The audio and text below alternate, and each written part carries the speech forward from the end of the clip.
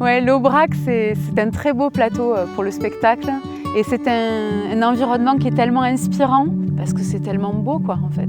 C'est tellement beau. La culture, c'est quelque chose qui est extrêmement intime. On a chacun notre sens de la culture. Ça amène la réflexion, ça fait grandir l'imagination, ça permet de créer des liens, en fait, beaucoup. Pour moi, c'est ça qui est important.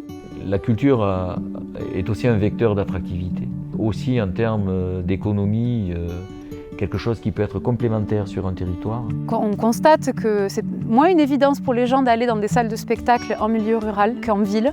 Et donc c'est vraiment une nécessité en fait. Peut-être rappeler que ce qui a prévalu dans la mise en place d'un projet de développement culturel sur le territoire du PNR, c'est avant tout parce qu'il y avait la nécessité de valoriser les patrimoines. Ce rapport-là à la terre, au travail, aux conditions de vie, c'est d'autant plus important en fait, je pense, de ne pas oublier tout le patrimoine qu'on a et qui nous permet de créer en fait. Quand le parc m'a proposé d'avoir une résidence d'artiste, j'ai tout de suite dit oui.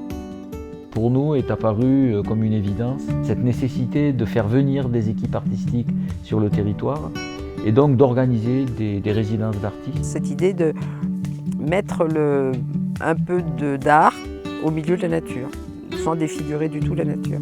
Les artistes viennent s'immerger à la fois dans le patrimoine naturel, mais aussi rencontrer la population qui a fait ce territoire.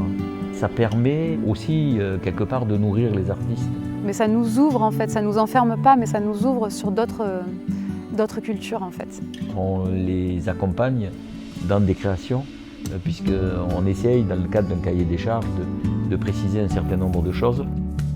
En essaimant des résidences sur les diverses communautés de communes, on va amener les gens finalement à se déplacer, de faire en sorte qu'ils découvrent mieux leur territoire, parce qu'il est quand même assez large.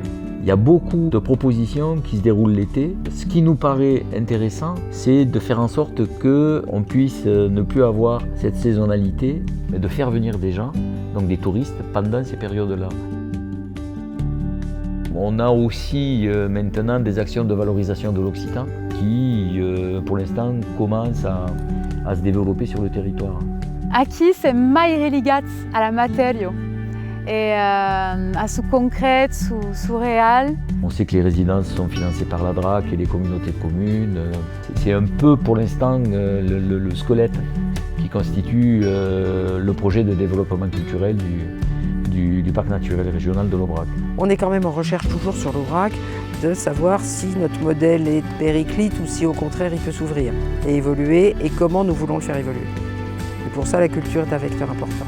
Moi je considère que la culture est un service public et je suis content que les élus du parc aient pris la décision justement de favoriser ce développement culturel.